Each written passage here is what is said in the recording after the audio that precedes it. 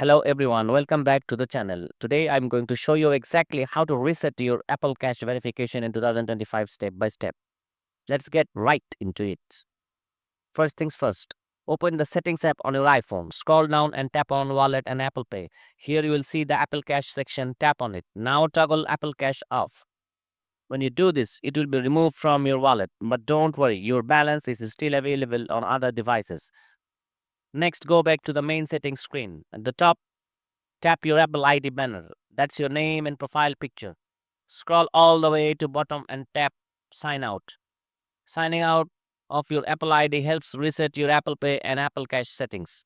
Once done, you can sign back in and set everything up from scratch, including verifying Apple Cache again if needed. And that's it. Your Apple Cache verification is now reset. If this video helped you out, make sure to like, subscribe, and hit the bell icon for more tech tutorials just like this. I'll see you in the next one. As always, I have promised.